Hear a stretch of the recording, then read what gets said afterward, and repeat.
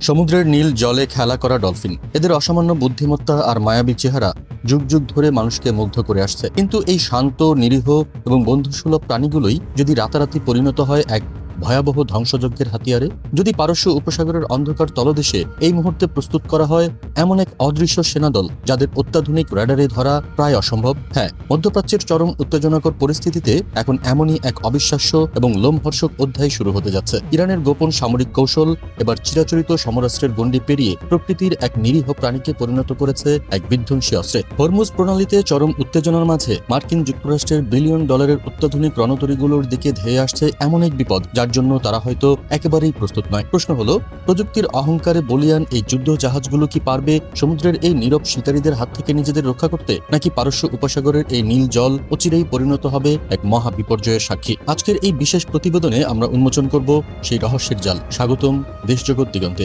সামরিক ইতিহাসের পাতা উল্টালে দেখা যায় নিজেদের সুবিধার্থে প্রাণীদের ব্যবহার নতুন কোনো ঘটনা নয়, কিন্তু আধুনিক এই যুগে মহাকাশ থেকে যখন লেজার নিয়ন্ত্রিত অস্ত্রের মহড়া চলছে, ঠিক তখন সমুদ্রের তলদেশে এক ভিন্ন মাত্রার প্রস্তুতি নিচ্ছে ইরান। পর্দার আড়ালের এই ঘটনার শিকড় খুঁজতে হলে আমাদের ফিরে যেতে হবে আজ থেকে কয়েক দশক আগে, স্নায়ুযুদ্ধের সেই উত্তাল দিনগুলোতে। সে সময় তৎকালীন সোভিয়েত ইউনিয়ন এবং মার্কিন যুক্তরাষ্ট্র উভয় পরাশক্তি তাদের নৌবাহিনীর জন্য অত্যন্ত গোপনীয় এক প্রকল্প হাতে নেয়। তাদের প্রধান লক্ষ্য ছিল ডলফিন এবং সিল মাছকে সামরিক উদ্দেশ্যে নিখুঁতভাবে প্রশিক্ষণ দেওয়া। ডলফিনের নিজস্ব ইকোলোকেশন বা শব্দ তরঙ্গ ব্যবহার করে বস্তু শনাক্ত করার যে জন্মগত ক্ষমতা রয়েছে তা মানুষের তৈরি যে কোনো অত্যাধুনিক সোনার প্রযুক্তির চেয়েও বহুগুণ বেশি নির্ভুল। সমুদ্রের তলদেশের ঘোলাটে জগতেও এরা সূচের মতো ছোট বস্তু শনাক্ত করতে পারে। কিন্তু 90-এর দশকে সোভিয়েত ইউনিয়নের পতনের পর রাশিয়ার অর্থনীতি যখন এক গভীর সংকটের মুখে, তখন তাদের প্রশান্ত মহাসাগরীয় নৌবহরের অনেক ব্যয়বহুল প্রকল্প বাধ্য হয়ে বন্ধ করে দিতে হয়। ঠিক সেই চরম মুহূর্তে সুযোগ বুঝে ময়দানে প্রবেশ করে তেহরান। 2000 সালের দিকে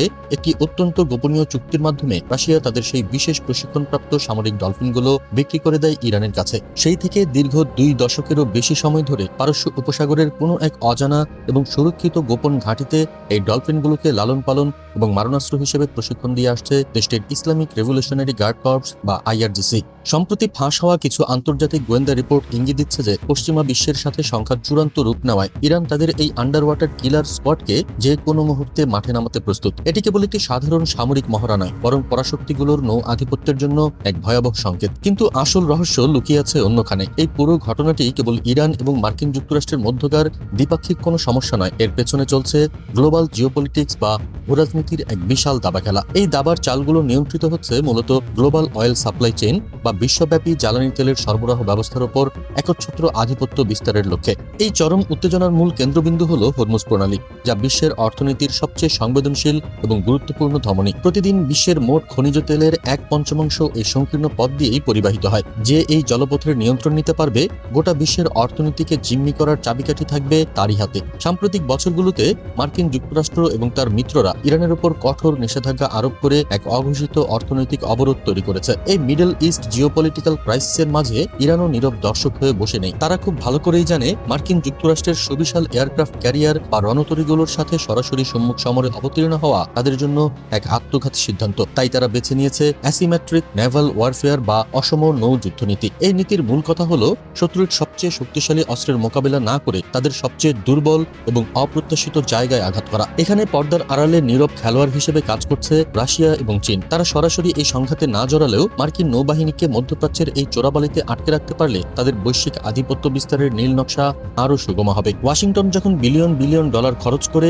মিসাইল ডিফেন্স সিস্টেম বা থার্ড মোতায়েন করছে, তখন তেহরান অত্যন্ত কম খরচে প্রকৃতির এই জীবন্ত র্যাডারগুলোকে ব্যবহার করে এক অভূতপূর্ব মনস্তাত্ত্বিক চাপ সৃষ্টি করছে। সমুদ্রের তলদেশ থেকে ধেয়ে আসা এক ঝাঁক জীবন্ত, দ্রুতগামী এবং র্যাডার ফাঁকি দেওয়া প্রাণীর বিরুদ্ধে মার্কিন রণতরীগুলো কতটা কার্যকর তা নিয়ে ওয়াশিংটনের সামরিক থিঙ্ক ট্যাঙ্কগুলো এখন গভীর চিন্তায় মগ্ন। প্রশ্ন হলো, এই নিরীহ প্রাণীগুলো ঠিক কতটা ভয়াবহ হয়ে উঠতে পারে? বিপদের আসল মাত্রা বুঝতে হলে আমাদের জানতে হবে এদের ঠিক কি কাজে ব্যবহার করা হচ্ছে। এই ডলফিনগুলোকে কেবল সমুদ্রের নিচে হারানো মাইন খোঁজার জন্য নয়, বরং এদের প্রস্তুত করা হয়েছে কামিকাজি স্টাইলের আত্মঘাতী আঘাত হানার জন্য। সামরিক পরিভাষায় একে বলা হচ্ছে এক চরম অপ্রীতিকর পরিস্থিতি বা অভাবনীয় মহাবিপর্যয়ের পূর্ব প্রস্তুতি। অত্যন্ত সুকৌশলে এই ডলফিনগুলোর পিঠে বিশেষ হাড় হার্নেস বা বেল্টের মাধ্যমে শক্তিশালী বিস্ফোরক বেঁধে দেওয়া হয়। এরপর এদের লেলিয়ে দেওয়া হয় নির্দিষ্ট লক্ষ্যবস্তুর দিকে, হোক তা কোনো বিশাল মার্কিন যুদ্ধজাহাজ কিংবা পারমাণবিক সাবমেরিন। ডলফিন পানিতে অবিশ্বাস্য গতিতে সাঁতার কাটতে পারে এবং এদের শরীরের গঠন এমন যে প্রচলিত সোনার বা র্যাডারে এদের যান্ত্রিক সাবমেরিন হিসেবে শনাক্ত করা প্রায় অসম্ভব। ফলে একটি মার্কিন রণতরীর ক্রুরা কিছু বুঝে ওঠার আগেই এই প্রাণীগুলো জাহাজের তলদেশে থাকা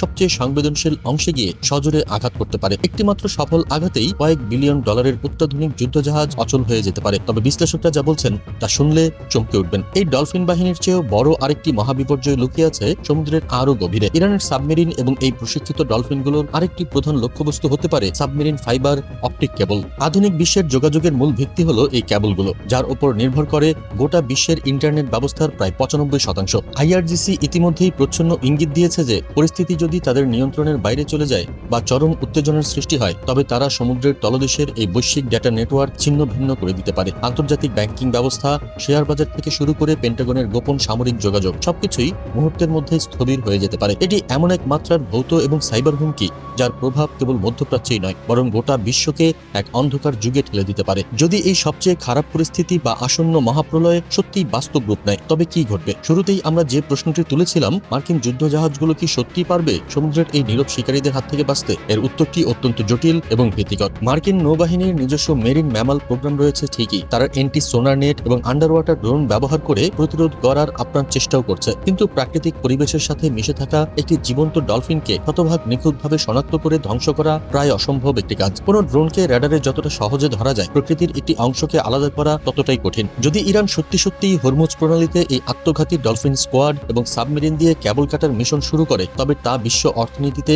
এক অভাবনীয় বিপর্যয় নিয়ে আসবে। নিমিষেই বন্ধ হয়ে যাবে বৈশ্বিক তেল সরবরাহ, বিশ্ববাজারের তেলের দাম এমন এক চূড়ায় পৌঁছাবে যা বিশ্ব অর্থনীতিকে মহা মন্দার দিকে ঠেলে দেবে। অন্যদিকে ফাইবার অপটিক কেবল ধ্বংস হলে গ্লোবাল ইন্টারনেট ব্ল্যাকআউট বা বৈশ্বিক যোগাযোগ বিচ্ছিন্নতার মতো এক অভূতপূর্ব সংকট তৈরি হবে। তবে এই সম্ভাব্য সংঘাত কেবল সামরিক বা অর্থনৈতিক ক্ষতির মধ্যে সীমাবদ্ধ থাকবে না, এটি প্রাণী অধিকার এবং পরিবেশগত বাস্তুসংস্থানের জন্য এক ভয়াবহ বিপর্যয় ডেকে আনবে। মানুষের তৈরি আধিপত্যের লড়াইয়ে প্রকৃতির এই সুন্দরতম প্রাণীগুলোর এমন মর্মান্তিক ব্যবহার মানবতার জন্য এক চরম লজ্জার অধ্যায় হয়ে থাকবে। পারস্য উপসাগরের নীল জলরাশি আজ যে শান্তির মুখোশ পরে আছে, তা যে কোনো মুহূর্তে মরুঝড়ে বয়ে আনা এক হিমশীতল হাওয়ার মতো মহা বিপর্যয়ের রূপ নিতে পারে। একটিমাত্র স্ফুলিঙ্গ এবং চিরতরে বদলে যেতে পারে পৃথিবীর ভবিষ্যৎ মানচিত্র। আধুনিক যুদ্ধ আজ কেবল বারুদের গন্ধ আর মিসাইলের গর্জনে সীমাবদ্ধ নেই, তা ছড়িয়ে পড়েছে প্রকৃতির গভীরতম কোণে, সমুদ্রের অন্ধকার তলদেশে। ক্ষমতার এই অন্ধ মোহ কি একদিন আমাদের গোটা অস্তিত্বকেই গিলে খাবে? বিশ্ব রাজনীতির এই রোমহর্ষক মোড় নিয়ে আপনাদের কি মতামত কমেন্টে জানান। আর এই ভূরাজনৈতিক সংকটের পেছনে আসল মাস্টারমাইন্ড কে, তা বিস্তারিত জানতে স্ক্রিনে আসা এই ভিডিওটিতে এখনই ক্লিক করুন।